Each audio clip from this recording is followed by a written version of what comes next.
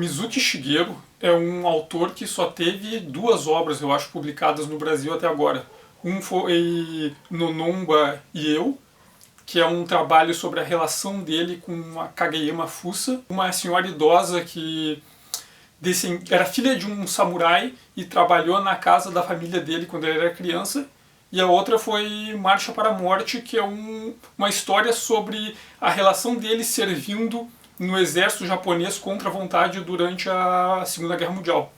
São as duas obras de questões históricas. Ele fez outros trabalhos relacionados com história, com biografias. Ele fez biografias do Arthur Conan Doyle, do Adolf Hitler, do Lovecraft e outras personalidades históricas. Mas ele é mais notório como autor de quadrinhos japonês por outro motivo, que foi por ser o pai do quadrinho de terror e sobrenatural no Japão.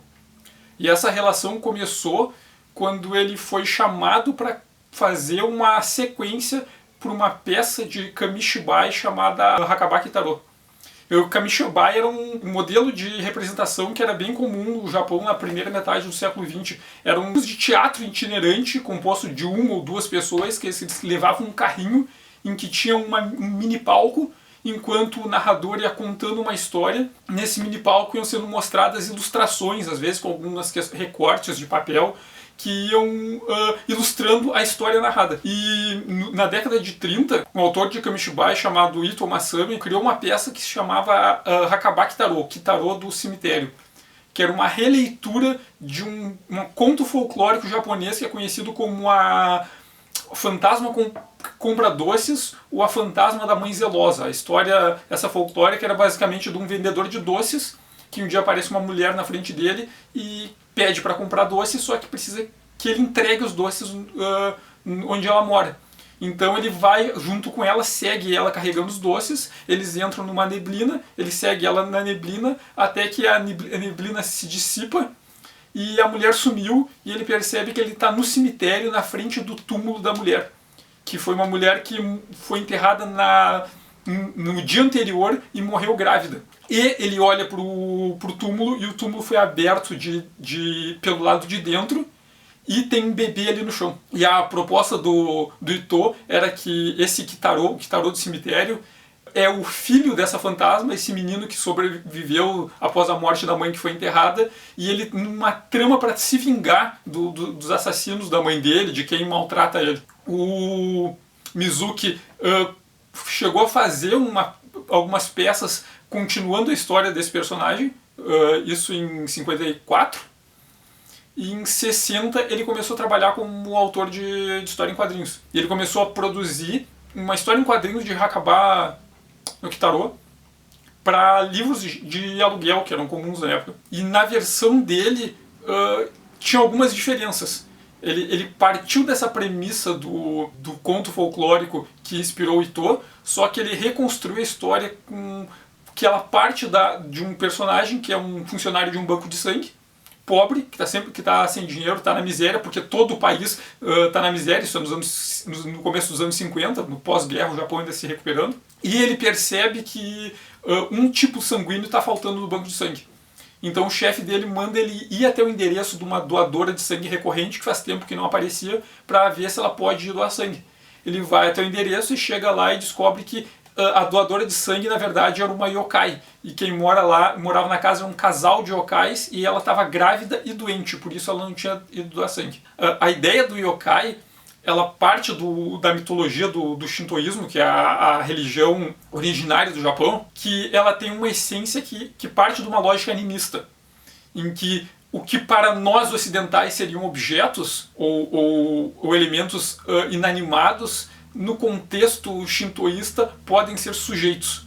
Então a ideia de que uma árvore, um animal, o espírito de um elemento natural, como um rio, uma floresta, ou mesmo um objeto que recebe grandes emoções, grandes afetos por muito tempo, ele pode se tornar um sujeito. Então existem várias lendas e mitos e histórias folclóricas que tratam de manifestações que são personificações de um rio, ou uma árvore que na verdade é um deus que protege a região. Então o yokai é a ideia de todas essas figuras folclóricas, mitológicas, sobrenaturais, que elas não necessariamente têm similaridade entre elas, mas sim que elas se tratam dessas criaturas que são mágicas e que são personificações de forças naturais. Então a ideia na história, na versão do Mizuki, do Hakabane Kitaro, é que esse casal de yokais está doente, está morrendo, passando fome, eles não têm dinheiro, numa casa velha, e ela grávida, e ela doava o sangue pro dinheiro que ela recebia pela doação de sangue para juntar recursos para quando o filho nascer, e o funcionário do banco de sangue fica preocupado e promete que no dia seguinte ele vai voltar lá, vai pensar em alguma forma para ajudar eles e vai voltar no dia seguinte. Quando ele volta, ele descobre que o casal morreu. Então ele enterra os dois e volta para casa. Só que durante a noite ele tem um pesadelo que parece chamar ele, e ele vai lá de novo na casa. E no cemitério atrás da casa onde ele enterrou o casal de yokais, e descobre que o túmulo foi cavado de dentro para fora e tem um menino yokai caolho no chão chorando, que era o filho desse casal que morreu. Primeiro ele foge, porque ele fica assustado, ele pensa em matar a criança para ela não sofrer, porque ele acha que é um monstro, que ele não sabe o que fazer com ela, que a criança vai sofrer abandonada, mas não tem coragem e foge. E durante a noite, o pai do bebê, o fantasma do pai do bebê encarna no olho do próprio cadáver e leva o bebê até a casa desse funcionário. E quando ele vê o bebê lá, ele resolve adotar o bebê e criar o bebê que ele batiza de Kitaro, que é uma relação, esse nome, no sentido de um menino demônio ou algo assim. Então a história do Hakabane Kitaro, que depois nos anos... O Hakabane Kitaro, ele passou por várias editoras, porque a primeira editora não pagou o Mizuki, ele abandonou a editora, o editor colocou outro autor para continuar a história e ele começou a publicar uma editora por fora. Depois ele chegou a publicar na revista Garou, e depois ele trocou mais uma vez de editora e ele acabou mudando o nome do título para Gegege no Kitaro, Kitaro de Gegege, que é quando ele passa a morar numa floresta que se chama Gegege. Mas nessa primeira fase, no Hakabane Kitaro, as histórias são basicamente sobre esse menino, que ele não é humano, ele é uma criatura sobrenatural, mas ele é criado como um humano, no mundo humano.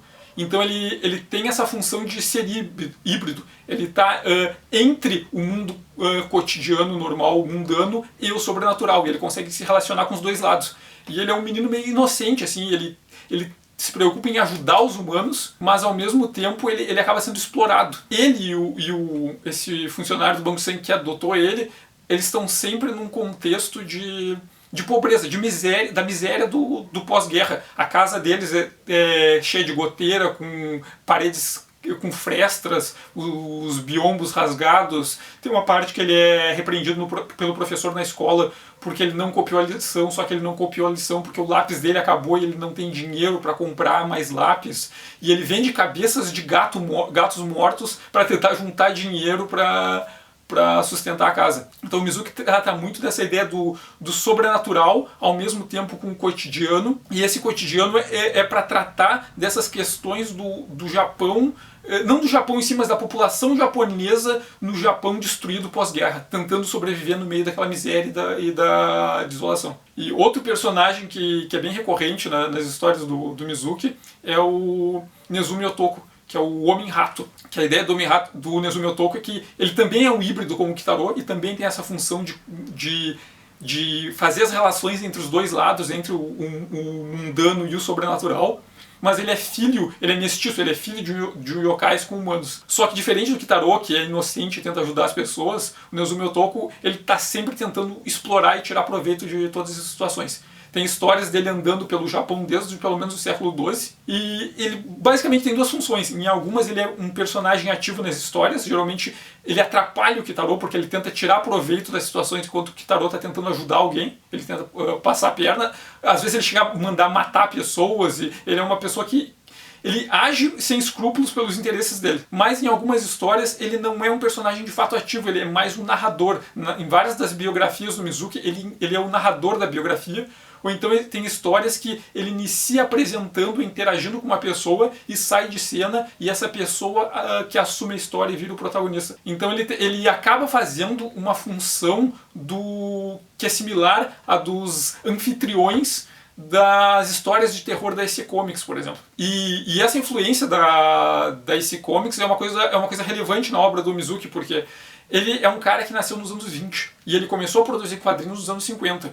Ele começou a produzir simultaneamente ao Tezuka. Ele é um contemporâneo, mas ele não é um descendente do estilo do Tezuka. O Mizuki ele não segue nem a tradição dos quadrinhos construtivistas japoneses pré-guerra e também ele não continua com aquela estética que descende da animação e da montagem cinematográfica do Tezuka. As referências do Mizuki são os quadrinhos americanos dos Estados Unidos, da Era de Ouro, tanto de super-herói, mas principalmente esses quadrinhos de terror desse comics. Tanto que a primeira história em quadrinhos dele é Rocketman, era um plágio do Superman. A principal influência visual dele, eu tenho aqui uma edição de Hakaba no Kitaro, as primeiras histórias dos anos 50, acho que não dá pra ver, tá muito longe, mas o estilo formal dele no inicial parte muito da estética dos quadrinhos super-heróis da Era de Ouro dos Estados Unidos, mas principalmente dessas publicações de horror da EC Comics. E além do trabalho dele como quadrinista e com pesquisa histórica, o Mizuki é extremamente importante porque ele fez todo um trabalho de recuperação folclórica. Isso parte de dois pontos. Em primeiro, da relação dele com a Kageyama Fusa, que era filha de um samurai de baixa hierarquia, mas por vir de uma família tradicional, ela tinha contato com a cultura tradicional japonesa. Então, quando ele era criança, ele ouviu dela várias histórias folclóricas e mitos da região da família dela no Japão. E, a partir disso, o Mizuki se tornou um pesquisador de folclore. Ele viajou por vários lugares do Japão, coletou relatos orais de narradores dessa cultura oral, né, antes que eles morressem, e foi atrás de documentação em templos, procurou pinturas, desenhos. Então ele recuperou todo um imaginário da mitologia japonesa tradicional e transformou ela em quadrinhos. Entre as influências dele, uma das influências que ele parte é do Konjaku Monogatari Shu, que é a coletânea de contos do Agora Já Faz Muito Tempo. Que a história do Konjaku Monogatari Shu, assim, ele é uma obra que originalmente eram 31 volumes. E essa versão final escrita é mais ou menos do século XII. Ele surgiu na Índia como 5 volumes originalmente, que eram sobre histórias de Buda e dos discípulos de Buda. Esses 5 volumes foram levados até a China. Na China ele ganhou mais 5 volumes sobre homens santos e monges importantes relacionados ao budismo na China. Depois essa obra chegou no Japão, e no Japão ela originalmente era usada como narrativas de parábolas para sermão. O monge contava essas histórias e usava elas como premissa para desenvolver um assunto que era filosófico ou teológico relacionado ao budismo. No Japão ela ganhou mais 21 volumes. Os primeiros eram sobre também as histórias dos homens santos japoneses, dos importantes monges budistas japoneses, mas depois ela começou a ganhar narrativas que não eram sacras, em que os protagonistas eram andarilhos, comerciantes, mendigos, pessoas dos mais variados tipos, em que elas entravam em contato, elas passavam por algum tipo de experiência sobrenatural. E essas experiências sobrenaturais, muitas delas eram experiências bizarras, assim, era sobre estranhamento.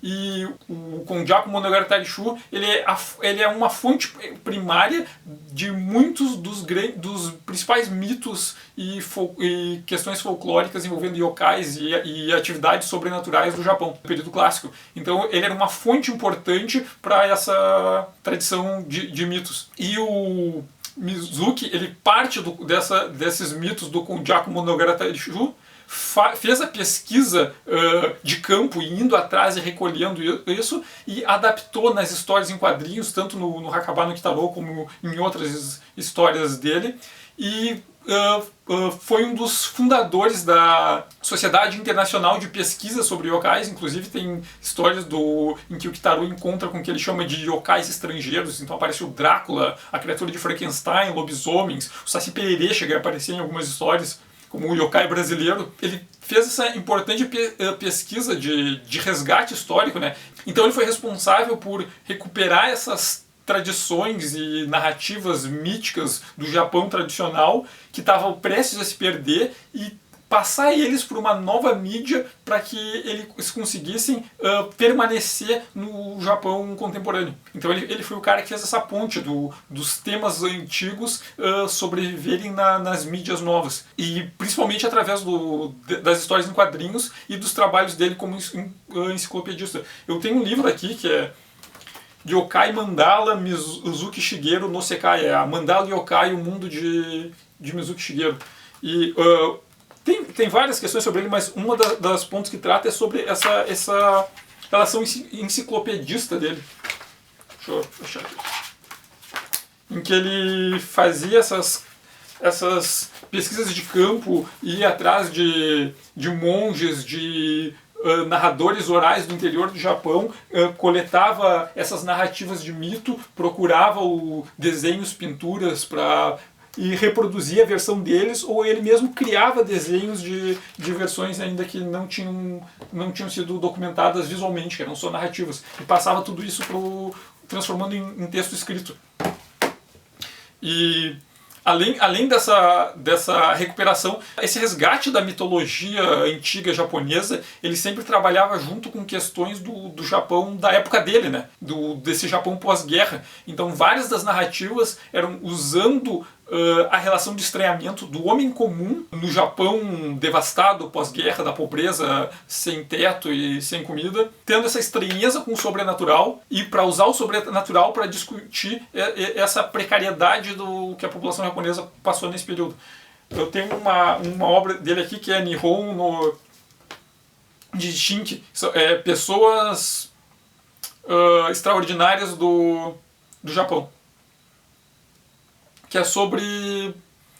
são várias histórias. O Nezumi Otoko é o narrador de quase todas elas. Geralmente ele entra em cena para interagir com o personagem ou fazer alguma coisa e sai de cena e deixa o personagem assume. E são todos pessoas em situações precárias, desde o Japão clássico, no período samurai, até o Japão contemporâneo, que passam por algum experimento sobrenatural, uma experiência sobrenatural. Muitas vezes têm a chance de melhorar de vida e acabam abusando dessa chance e perdendo tudo. Uma das histórias aqui, por exemplo, se chama O Deus do Poço, que é sobre um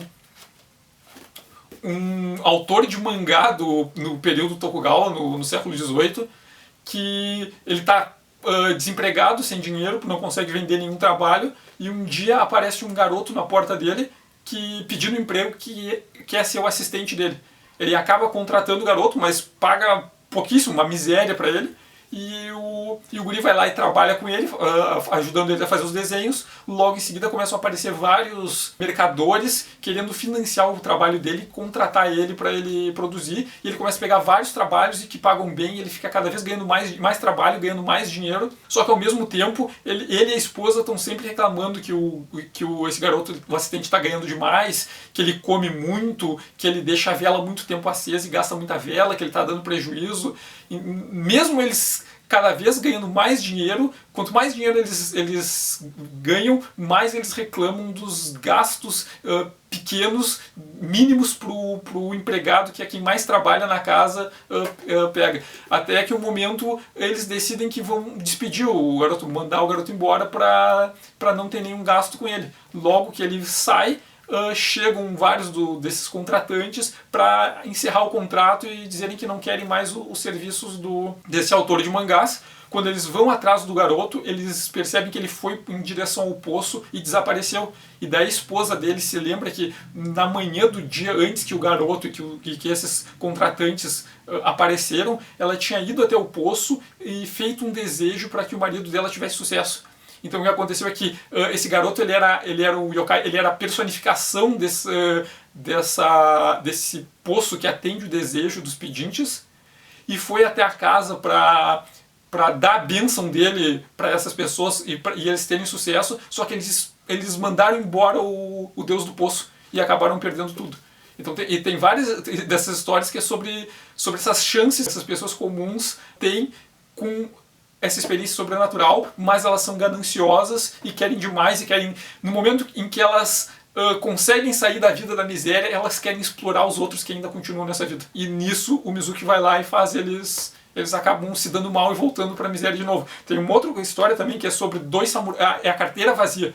É sobre dois samurais que se encontram com uma carteira no chão e eles têm uma batalha e lutam até a morte, um mata o outro, daí o que vence consegue pegar a carteira do chão e abre e ela tá vazia, ela não tem nada. Então, tipo, a banalidade da morte, essa necessidade de sobrevivência, as disputas, mas que não levou a eles a lugar nenhum. Então, o trabalho do Mizuki parte muito disso, dessa ideia do sobrenatural para tratar das questões das classes necessitadas desse Japão destruído depois da guerra. Que é também uma crítica à guerra em si, né? Lembrando que o Mizuki é um cara que foi obrigado a servir ao exército contra a vontade dele para lutar na guerra, foi prisioneiro de guerra, perdeu o braço dele num bombardeio, então ele tinha essa mágoa com a postura imperialista japonesa que levou o Japão à guerra, né? E vários desses temas dele foram herdados pela geração seguinte, né? O Tsuge Yoshihiro, na época que o Mizuki publicava Hakaba no Kitaro na Garou, o Tsuge era o assistente dele. E depois que o Mizuki saiu da Garou, o Tsuge continuou a carreira dele solo.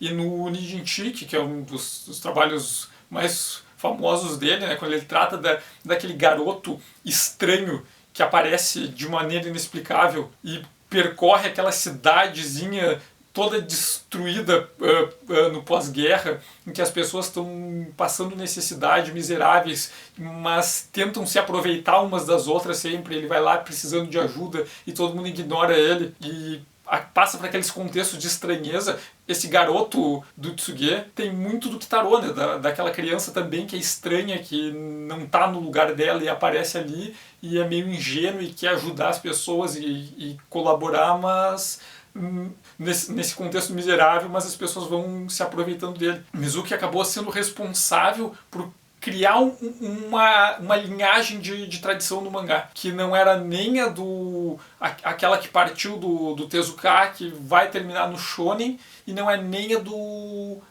do Gekiga, especificamente. É aquela outra linhagem que trata da estranheza, do bizarro, inserido no cotidiano, essa mistura do homem comum com uma experiência completamente estranha, para tratar dessas questões do Japão contemporâneo, esse Japão pós-guerra e da condição miserável das pessoas também. E que vai terminar no terror japonês de hoje, né? Porque se pegar autores como Ito, como outros autores do terror atual, eles todos remetem a essa tradição que começou lá no Konjaku Monogatari Shu, mas o Mizuki foi quem fez essa ponte, quem fez essas tradições sobreviverem e adaptou elas para os quadrinhos, para a animação, para essas mídias novas, e permitiu que esses autores mais recentes conseguissem acessar elas e seguir adiante. Então o Mizuki é um cara extremamente importante por fazer essa ponte, né? Por fazer com que a tradição sobrevivesse nas mídias novas. E se vocês puderem ler o Hakaba no Kitaro, o Gegege no Kitaro, qualquer outra obra do Mizuki sobre essa estranheza e sobre o sobrenatural, eu recomendo bastante. E eu vou deixar nas descrições do vídeo um link para um texto no blog que é sobre o Mizuki, sobre a obra dele, e lá tem mais imagens, né? Que aqui talvez tenha ficado ruim de ver essas imagens. Lá tem várias ilustrações do Mizuki e mais outras informações que não estão aqui no vídeo. Então, era isso por hoje, obrigado e até o próximo vídeo.